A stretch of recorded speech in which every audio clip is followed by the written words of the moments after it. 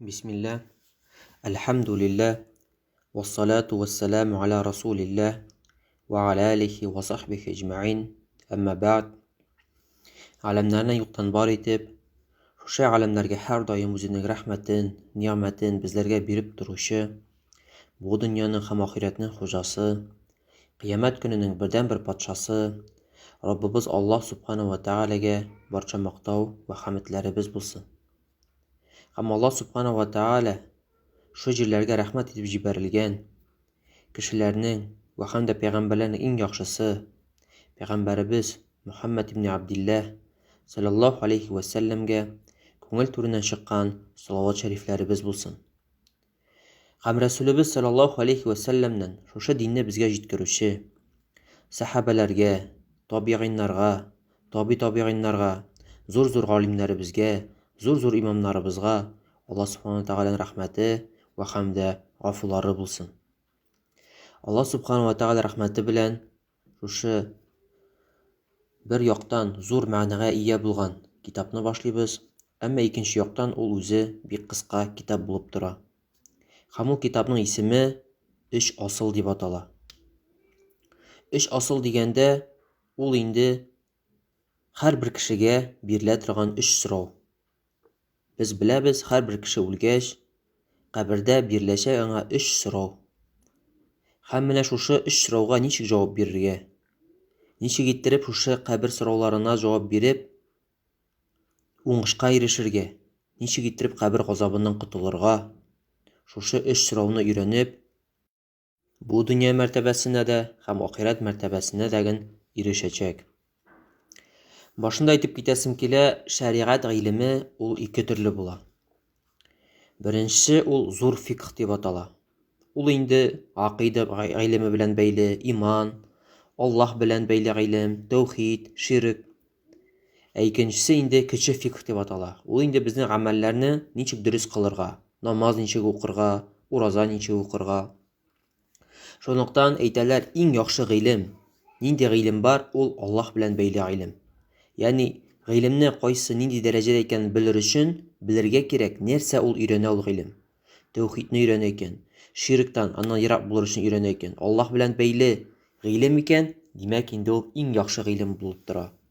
Һәм пәйгамбәрләрнең варислары шушы гыйлемне өйрәнүче кешеләр, алар галимнәр. Һәм пәйгамбәрләр без беләбез, берни байлык та калдырмадылар. Алар калдырдылар фақат гыйлем генә. Шундыктан бу шәригать гыйлемен өйрәнү һәрбер кешегә хәзерге вакытта бик җиңел булып тора. Әйткәнемчә, хәзер яртышар сәгать кенә көн саен укысак тагын нинди зур дәрәҗәгә ирешеп була. Һәм моңа нинди әҗер буласың? Рәсүлебез саллаллаху алейхи ва сәлләм үзенең сахих хәдисендә әйтә: кем гыйлем алу юлына чыга, Аллаһ аңа җәннәткә керү юлын җиңеләйтер ди. Әгәр дәген син Аллаһ ризалыгы өчен шушы динне, гыйлемне өйрәнергә телисең икән, бел. Инде син шушы вагаз тыңлый башлыйсыңмы, язып барасыңмы? Иншаллаһ сиңа җәннәткә керү юлын Аллаһ җиңеләйтәчәк. Һәм моннан дагы яхшырак әҗер була аламы җәмәгать? Һәм шушы гыйлемне без үзебез китаплардан укып түгел, Рәсүлебез саллаллаху алейхи ва сәлләм мәчетендә инде 40 ел буе дәрес бирүче галим Шейх Салих әл-Худейсинең шархы буенча бирәбез. Чөнки асылда гыйлем ул китаплардан без мәсәлән нәрсәдер укыдык, шулай алына түгел, галимнәрдән алынырга тиеш. Ничек итеп Ибн Мас'уд радиллаһу анһу әйтә, шушы өммәт хәерлектә булыр, шуның кадәр күпме олылардан гыйлем алганчыга кадәр. Ягъни әгәр дәген кешеләр үзләреннән олы кешеләрдән, галимнәрдән гыйлем алалар икән, ул өммәт хәерлектә булыр. Һәм шулай ук сәләфләрдән шундый әйтем бар: кем китаплардан гыйлем ала, ялгыш хаталары күбрәк булыр аның савабына караганда ди.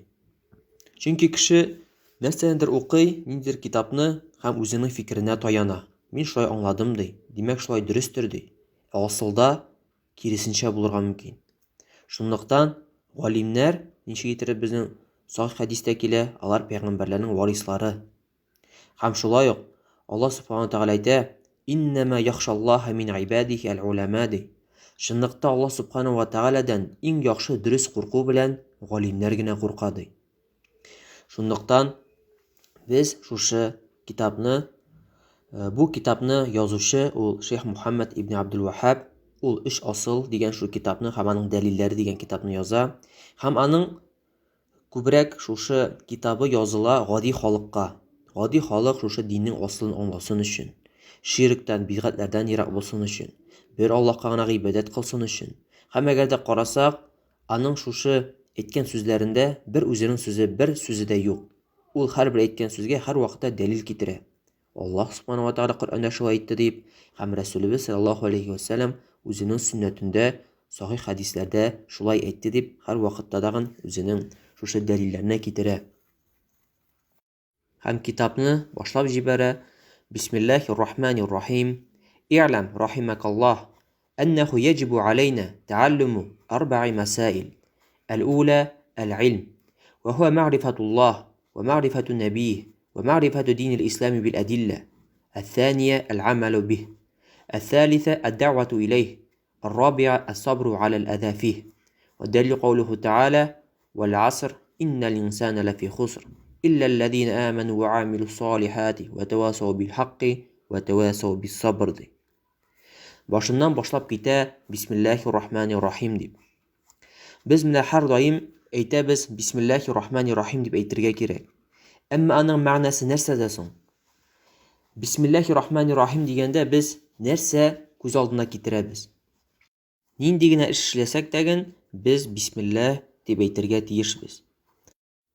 Асылда шушы Бисмиллаһ дигән сүз үзендә 3 мәгънәне сыйдыра.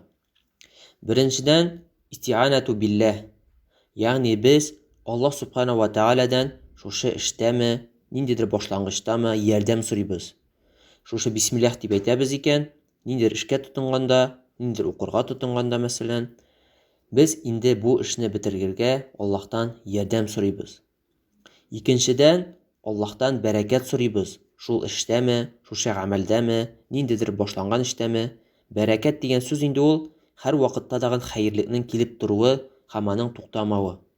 Барыбыз да беләбез, һәрбер әйбердә бәрәкәт сорыйбыз. Кемдер мәсәлән машина ала, инде 10-15 ел шул машина белән йөри, ватылмый дагы, бер эшләмий дагы һәм яңа килеш тора, бәрелмий дагы. Кемдер мәсәлән ел сайын машина алыштыра, кыйбатлы машиналар ала, күп акча тыга. Әмма һаман имма машинасы ватыла, имма бәрелә, имма бәрәкәтсез була.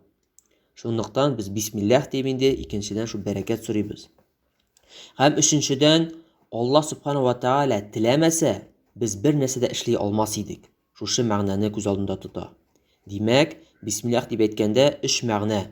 Беренчесе Аллаһтан ярдәм сорау шушы эштә, икенчедән бәрәкәт һәм өченчедә Аллаһ субханаху ва тааля теләмәсә, бер нәрсә дә эшли алмас идек дигән мәгънәне. Шушы 3 мәгънәне без йөрәк белән тоерга тиешбез шушы Бисмиллаһны әйткәндә. Кайбер кешеләр кызганычка каршы тәкәбберләнәләр. Мин эшли алам, без булдырабыз дип, яисә мин моны эшлим, безгә бу авыр түгел дип. Шунлыктан ул карап карасак җәмәгать, Аллаһ субханаху ва тааля теләмәсә, без бер адым да эшли алмас идек, кулыбызны күтәрә алмас идек. Бу Аллаһ субханаху ва тааля безгә биргән рәхмәте, нигъмәте. Шуңа күрә аңа һәр даим шөкер итеп, һәр вакыттагы хәмд сәнәләребезне әйтеп торырга тиешбез. Шунлыктан һәрбер эшебезгә дәгән Рәсүлебез саллаллаһу алейһи ва саллям эшләгән кебек һәр вакытта Бисмиллаһ белән башларга кирәк һәрбер эшебезне. Һәм шуннан соң и'лам рахимакаллаһ ди. Ягъни бел ди, я Аллаһның кулы, Аллаһ субханаху ва тааля сиңа рәхимле ва һәм дә рәхмәтле булсын. Ягъни синең гөнаһларыңны гафу итсен, сине ерак айтсын гөнаһлардан, киләчәк гөнаһларыңнан. Һәм Шейх Салих аль-Худайси әйтә, белегез җәмәгать ди, менә шушы китап ди, ул ди акыйда фәненең иң җиңел китапларыннан булып тора ди. Һәм ул безгә өйрәтә ди шушы 3 асылга җавап бирергә. Ул инде Аллаһ субханаху ва тааля белән бәйле илм. Чөнки без беләбез, кабердә безгә иң беренче сорау соралыр, мән раббук дип, кем синең раббың дип. Икенчесе инде мәгърифәту дин, ягъни безнең шушы дине безгә сорау, нинди диндә булдың? Мә динук дигән сорауга җавап. Һәм өченчесе мәгърифәту нәбиик, пәйгамбәрең турында сорау. Кем, нинди кеше иде сезгә килгән дип сорау биргәндә, ул безгә килгән кеше пәйгамбәр Мөхәммәд саллаллаһу алейхи ва сәлләм дип, һәм кем иде ул, һәм аңа нинди карата ваҗибләр булырга тиеш, ничек иттереп без үзебезнең пәйгамбәр артыннан иярергә тиешбез, шул барысы дагын шушы китапта өйрәнәчәк. Һәм иң беренче шушы 4 мәсьәлә монда кагылып китә. Әннәһу яҗибу алейна тәгаллуму 4 мәсаил. Һәрбер кешегә ваҗиб булып тора хәзер менә үтәсе 4 мәсьәләне белергә. Һәрбер кешегә, олы кешеме син, кеше кешеме син, ир затмы син, хатын кызмы син, сиңа буларны һәрбер кешегә дә белергә ваҗиб булып тора. Беренчесе ул гыйлем.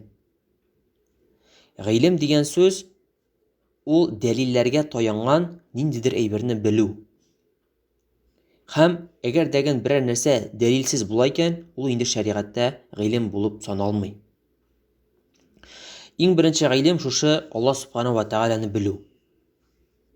Һәм ул әйтәләр иң яхшы гыйлем булып тора, иң зур һәм иң фазиләтле гыйлем булып тора. Чөнки ул гыйлем өйрәнә Аллаһ субханаһу ва тәгаләгә иман китерү аның барлыгына, иман китерү аның исем-сыйфатларына, һәм иман китерү бер Аллаһка гына гыйбадәт кылырга тиешле икәнлегенә. Һәм җәмәгать менә әйтеп китәргә кирәк, шушы кабердәге сорауларга җавап бирер өчен дәгән кеше әйтергә мөмкин, менә үлер алдыннан гына мин аларны искә төшерәм дәгән, шу сорауларга җавап бирермен дип. Юк, җәмәгать, алай гына булмас. Кеше ничек итеп хәдистә килә, аңа сорау биргәндә, мин ишетә идем, кешеләр шулай әйтәләр иде, һәм мин дә шулай кабатлы идем дип әйтерде. Ягъни ул кеше җәһәннәм әһле булыр. Әмма шу сорауларга, өч сорауга җавап бирер шул кеше генә, кем дә кем шушы гыйлемне белде, һәм шушы гыйлем белән яшәде, һәм шушы гыйлемгә дәлилләрен белде, шу дәлилләргә таянып җавап бирде. Шунлыктан галимнәр әйтәләр, шу сорауларга җавап бирү өчен дәлилләрне белергә кирәк дип.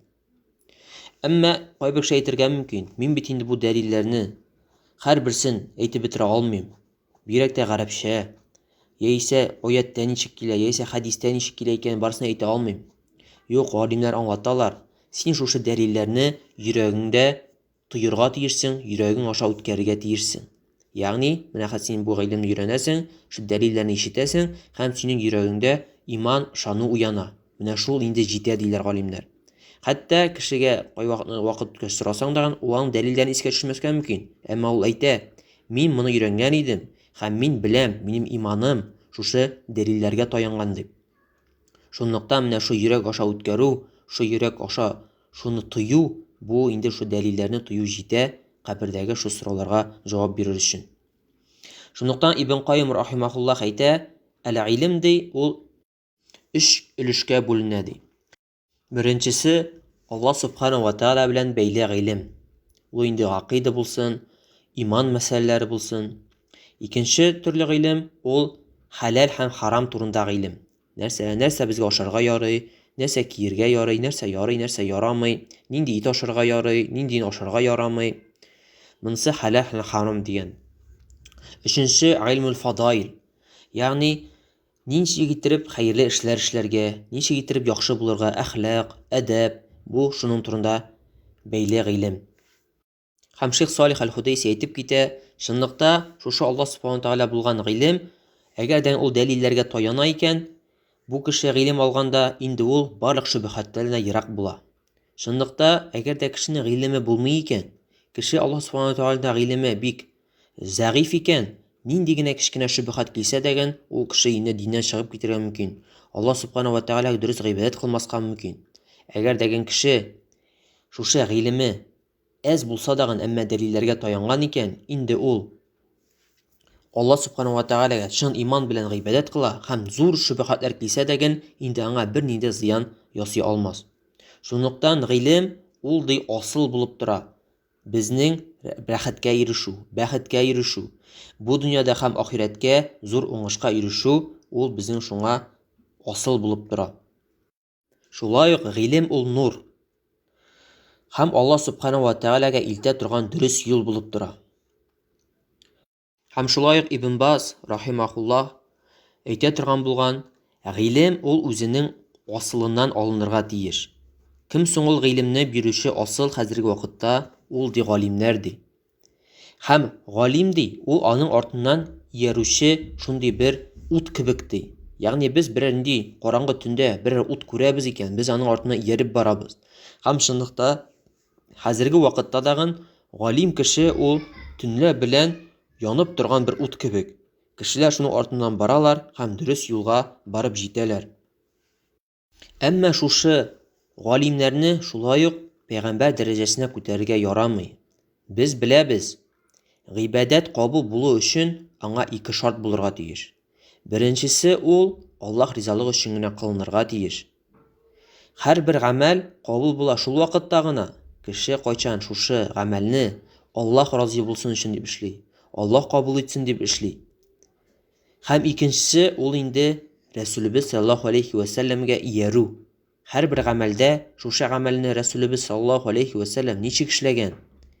Ничек иттереп намаз укый торган булган, ничек иттереп ураза, ничек иттереп хаҗ, ничек иттереп закат бирә торган булган? Шул вакытта без шушы гамәлне Рәсүлебез саллаллаһу алейхи ва сәлләм эшләгәнчә эшлибез икән, һәм ихлас булабыз икән, шул вакытта гына безнең гамәлебез кабул була. Һәм икенчедән ул инде шушы гыйлемгә таянып гамәлләр кылу. Һәрбер кешегә бу мәсьәләне белү ваҗиб булып тора. Кеше мәсәлән берәр ни гыйлемгә таянып белде ди. Бу нәрсә мәсәлән халал булып тора, монысы мәсәлән харам булып тора. Әмма шушы гыйлеменә таянып эшләми икән, гамәл кылмый икән, шушы белгән гыйлеме аңа каршы кыямәт көнендә аңа каршы дәлил булачак. Һәм гамәл ул өч төрле була. Йөрәк гамәле, тел гамәле һәм инде безнең әгъзалар гамәле. Ягъни кеше йөрәге белән иман китерә. Йөрәге белән мәсәлән үзенең йөрәгендә бер Аллаһка гыйбадәт кылуны тойдыра. Мәсәлән, нәрсәнедер яратмый Аллаһ ризалыгы өчен. Нәрсәнедер ярата Аллаһ ризалыгы өчен. Шушы бу йөрәк гамәлләре була. Һәм шулай ук тел белән. Мәсәлән, тел белән зикрләр әйтә. Тел белән яхшы сүзләр генә сөйләргә тырыша. Бу шулай ук телнең гамәлләре була. Әмма инде әгъзалар гамәле ул инде мәсәлән намазлар уку, ниндидер гыйбадәтләр кылу, ул инде шушы әгъзалар гамәлләре булып санала. Шунлыктан гамәл безнең өч төрле була. Өченчедән, шушы син белгән гыйлемгә син башкаларны дагы чакырырга тиешсең, ягъни дәгъват кылырга тиешсең. Һәм галимнәр әйтәләр, дәгъват кылу ул ике төрле була дип. Беренчедән, дәгъват асылдан. Ягъни буны нәрсәне аңлата бу? Ягъни диндә булмаган, ислам диненнән ерак булган кешеләрне шушы ислам диненә, дөрес, чиста, пак дингә чакыру. Кафирләр булсынмы, әһлил китап булсынмы, аларга шушы исламны аңлату, җиткерү. Һәм икенчесе дәгъвату тасхих дип атала, ягъни чистартучы дәгъват. Кешеләр мәсәлән үзләрен мөселман дип саныйлар. Әммәдер нәрсәдер аркасында диннән ерак булдылар, яисә дөрес гыйлемнән үзелеп тордылар. Кызганычка каршы башка фикерләр кертеп, мәсәлән, дин ул дөрес түгел дип аларга аңлатып, диннән шу ерак булу сәбәпле алар үзләренең шушы дөрес, саф, чиста динне оныттылар, яисә аннан ерак булдылар. Булар инде мөселманнар, шунлыктан аларга дагы дөрес иттереп шушы динне аңлатырга дәлилләр белән һәм дөрес иттереп ачуланмыйча, матур иттереп дәлилләргә таянып, аларга шу аңлату шулай ук тиешле. Бу дагы дәгъват булып санала. Шунлыктан без дәгән хәзер берәр нинди гыйлем белдек икән, бигрәк тәгә менә шушы гакыйда белән бәйле, бигрәк тәгән тәүхид белән, ширк белән бәйле. Бәлки безнең туганнарыбыз, якыннарыбыз сихерчеләргә, күрәзәчләргә йөри икән. Шуны дөрес динне аңламыйлар икән. Ниндидер ырым-шырымнарга, хөрәфәтләргә ышаналар икән. Карап сөйләрдән, буш көентеләрдән куркып яшиләр икән. Безгә дәгә менә моны аңлагач, үзебезнең гади телдә генә аларга аңлатырга кирәк. Барлык бу дөньядагы бөтен гамәлләр белән бер Аллаһ кына идара итә. Аллаһ теләсә генә бу авырлык була, Аллаһ теләсә генә яхшылык була. Бер нинди дәгән күрәзәчеме, сихерчеме, ниндидер анда ырым-шырымнармы, хөрәфәтләрме, суевериялар дип әйтик. Безнең тормышка бер ничек тә йогынты ясый алмый. иллә мәгәр Аллаһ Субханаһу ва Тәгалә теләсә генә. Шунлыктан бер Аллаһка гына кайтыйк, бер Аллаһтан гына сорыйк, бер Аллаһ белән генә үзебезнең йөрәкләребезне бәйлик дип җиткерсәк, бу шулай ук зур дәгъват була. Һәм ничек итеп хадистә килә, Рәсүлебез саллаллаһу алейхи ва саллям Али радиллаһу анһу әйтә: "Синең аша бер кеше генә булса дагы туры юлга басса, ул сиңа бу дөньядагы кызыл дөяләргә караганда да яхшырак булыр" ди. Кызыл дөяләр дигән сүз ул вакытта иң кыйбатлы мал булган. Менә хәзерге вакытта карасак, никадәр кешенең күп малы бар, зур-зур өйләре, зур-зур машиналары кыйбатлы. Әмма синең аша бер кеше генә булса да туры юлга баса икән, шушы Аллаһ Субханаһу ва Тәгалә диненә баса икән, ул сиңа шушы малларга караганда дагы, бөтен малларга караганда дагы яхшырак булачак. Һәм дүртенче безнең ваҗиб, фарыз гамәл булып тора, ул инде сабыр итү. Кайбер кеше әйтергә мөмкин: "Ничек инде мин яхшылыкка чакырып, ничек инде миңа авырлыклар килергә мөмкинмени" дип. Әйе, җәмәгать, Аллаһ Субханаһу ва Тәгалә барлык кешеләрдән сыный. Һәм карап карасак, Рәсүлебез саллаллаһу алейхи ва сәллям дә дөньяда иң яхшы кеше булса дагы, аның бик күп авырлыклар китерделәр. Шушы дөреслеккә чакырган өчен, тәүхидкә чакырган өчен, бер Аллаһка гына гыйбадәт кылыгыз дип чакырган өчен, күпме аңа мөшрикләр зыян китерделәр. Күпме ул ач торды, күпме аңның хәтта өсләренә шушы дөяне ишәгеләрен ташладылар. Күпме иттереп аңа авырлык китерделәр. Әмма аңа карамастан, Рәсүлебез саллаллаһу алейхи ва сәллям аларның күбесен гафу итте. Аларга һәр вакытта да йомшак итеп дәгъватын җиткерде. Алар белән хәтта бәхәсләшкәндә дәгән яхшы, матур сүзләр белән, начар сүз әйтмичә, сүкмичә, яхшы иттереп үзенең дәгъватын алып барды. Һәм галимнәр әйтәләр, сабырлык дигән сүз ул инде үзенең нәфесеңне сиңа әмер ителгән әйберләрне бозмаска тотып туру. Һәм асылда сабырлык ул өч төрле була. Беренчедән, сабырлык Аллаһ Субханаһу ва Тәгалә әмер иткән әйберләрдә. Сиңа Аллаһ Субханаһу ва Тәгалә әмер итте икән намаз укырга.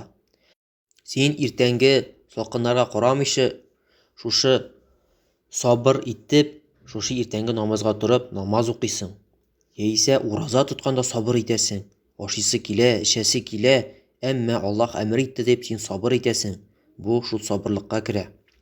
Икенчедән, сабыр итү гунахлардан тыелыр өчен. Кешенең шәһвәте, нәфесе һәм шайтан һәр вакытта дагы вәсвәсә кылып тора. Моны эшлә, теген эшлә, моны урла, тегене ал, булай, тегеләй дип. Әмма кеше үзенең шушы ярамый дип, Аллаһ моны тыйды дип, үзенең нәфесен тотып торып, шушы гунахларда сабыр итә, шушы гунахлардан ерак булыр өчен. Бу инде шушы гунахларны кылмаска сабыр итү була. Өченчесе инде ул сабыр итү. Аллаһ Субханаһу ва Тәгалә сиңа тәкъдир итеп кылган Аллаһның тәкъдиренә. Мәсәлән, без беләбез, кешеләргә Аллаһ Субханаһу ва Тәгалә авыр сынаулар китергә мөмкин. Балалары үлепме, әти-әнисе иртәгә китепме, ятим калыпмы, маллары юкка чыгыпмы, ниндидер каты авырулар белән авырумы. Булар барысы да Аллаһ Субханаһу ва Тәгалә сиңа тәкъдир итеп кылган. Һәм кеше әгәр дә моңа дөрес дип сабыр итә икән, яхшы итеп сабыр итә икән, Аллаһ Субханаһу ва Тәгалә аңа бик күп әҗре булачак.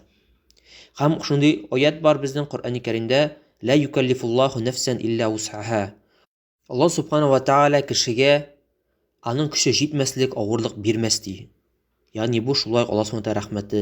Әгәр дә Аллаһ Субханаһу ва Тәгалә сиңа шундый сынау, авырлык бирде икән, бел, Аллаһ Субханаһу ва Тәгалә сиңа аны бирде, димәк син аны үтеп чыга аласың. Һәм сиңа шундый сабырлык килде икән, әлхәмдүлиллаһ, бел, имма Аллаһ Субханаһу ва Тәгалә синең барлык гөнаһларыңны гафу итер. Имма инде Аллаһ Субханаһу ва Тәгалә синең җәннәттә дәрәҗәңне күтәрер. Менә бу кыскача гына сабырлык безнең шу өч төрле була. Ул инде гыйбадәтләрдә гөнаһ кылмаска һәм Аллаһ Субханаһу ва Тәгаләнең тәкъдиренә сабыр итү була. Һәм монда Мухаммад ибн Абдул-Ваххаб шушы Аср сүрәсен дәлил итеп китерде. Аллаһ Субханаһу ва Тәгалә Аср сүрәсендә әйтә: "Вал аср", аср белән ант итәм ди, "Иннал инсана лафи хуср". Һәрбер кеше, дөньяда һәрбер яшәүче һәрбер кеше ул хәсерлектә, ягъни бәхетсезлектә, һәрбер кеше. Илля дә мәгәр 4 кенә сыйфатлы кешеләрдән кала. Илләлләзина аману. Ул инде Аллаһка иман китергән кешеләр. Һәм галимнәр әйтәләр, шушы менә иман дигән сүзгә ул инде гыйлем керә. Ягъни безнең иман гыйлемсез бер ничектәген булмый. Шунлыктан менә без үттек менә бу 4 мәсьәләне. Шушы иман китергән кешеләр, алар инде гыйлем ияләре, ниндидер булса гыйлемнәре бар. Алар шушы гыйлемгә таянып, дөрес иман китерәләр. Менә алар бәхетле кешеләр. Икенче, ваамилус салихат. Кемдә кем яхшы гамәлләр кыла, изге гамәлләр кыла, менә алар инде шулай ук бәхеттә, алар шушы бәхетсезлектән, ягъни ерак булган кешеләр. Ватавасау бил хак. Ягъни берсенә берсе дөрес дәгъват кылып, дөреслекне җиткереп, васыят итеп торалар. Без беләбез, һәрбер кеше хаталанырга мөмкин, һәрбер кеше ялгышырга мөмкин. Шул вакытта да алар берсенә дөреслекне, хаклыкны васыят итеп, бер-берсенә җиткереп торалар. Ватавасау бис сабр. Монсы 4-нче инде. Алар берсенә берсе сабыр итәргә васыят итеп торалар. Ягъни сабыр булырга. Барлык килгән әйберләр барсы Аллаһтан гына. Шул ук без әйткән 3 төрле сабырлык, Аллаһ Субхаһу ва Тааля гыйбадәт кылганда сабыр итәргә, Аллаһ Субхаһу ва Тааляның гөнаһларын кылмаска сабыр итәргә һәм Аллаһ Субхаһу ва Тааляның тәкъдиренә сабыр итәргә. Менә шушы 4 төрле кешеләр, менә алар гына бәхетлектә, 2 дөнья бәхетенә ирешүче кешеләр. Әмма шушы 4 сыйфаттан чыккан кешеләр, менә алар инде хәсрәттә, менә алар инде чын бәхетсез кешеләр. Шуңа күрә Аллаһ Субхаһу ва Тааля безне шушы бәхетле кешеләрдән эшләсен, 2 дөнья мәртәбәсенә ирешергә насыйп әйләсен. Һәм ахырда монда китерә Имам Әш-Шафиғиның сүзләрен. Имам Әш-Шафиғи әйтә, әгәр дәген Аллаһ Субхаһу ва Тааля шушы сүрәне генә индергән булса, ул җитер иде барлык кешелеккә ди. Ягъни бу күрсәтеп тора, шушы сүрә нинди файдалы мәгънәләргә ия. Уйлап карасак, һәрбер кеше бәхетсезлектә, фақат менә шушы 4 кенә сыйфатка ия булган кешеләр генә бәхетлектә, 2 дөнья мәртәбәсенә ирешүче кешеләр. Шунлыктан алар шушы сыйфатка һәрбер кеше ашкынырга тиеш, ирешергә һәм шуңа нык тотынырга. Һәм шулай ук Имам Әл-Бухари үзенең Сахих Әл-Бухари китабында шундый китабыны тема белән ачып җибәрә. Әл-илму кабла ал-каули вал-амал. Шунлыкта гыйлем ул сүзгә һәм гамәлгә караганда беренчерәк ди. Һәм шулай ук моңа дәлил китереп аятны китерә. Фәгъләм аннаху ла илаһа илляллаһ вастагфир ли зәмбик. Белди, шунлыкта Аллаһтан башка гыйбадәт кылырга бер нинди лаеклы зат юк, һәм үзенең гөнаһларың өчен истигъфар китерди. Һәм Имам Бухари әйтә, карагыз ди, Аллаһ Субхаһу ва Тааля иң беренче гыйлем белән башлый ди. Фәгъләм ди, белди. Шуннан соң сүз әйтә, ла илаһа илляллаһ дип әйтергә, шуннан соң инде гамәл, ул инде истигъфар кылу дип. Менә җәмәгать, безнең шушы беренче дәресебез тәмам. Аллаһ Субхаһу ва Тааля шушы безнең гамәлләрне ихластан кабул итсен, безгә һәм моны тыңлаучы кешеләргә файдалар китерсен. Һәрбер кылган хата кимчелекләр белән Аллаһ Тааля гафулардан әйләсен. Шушы әз генә булса да алып, шушы китапларны алып, тәүхид гыйлемендә ныгырга Аллаһ Субхаһу ва Тааля насыйп әйләсен. Һәм ширк, бидгать, гөнаһлардан Аллаһ Субхаһу ва Тааля безне ерак кылсын. Безнең җирлегебезгә, җумһуриятебезгә дөрес исламны таратырга җиңеллек насыйп әйләсен. Аллаһ Субхаһу ва Тааля безнең җирлегебезне хәүф-хәтерләрдән сакласын. Барыбызга да 2 дөнья мәртәбәсенә ирешергә насыйп әйләсен. Субханакаллаһумма бихамдик, ашһаду ан ла илаһа илля ант, астагфирука ва атубу илейк.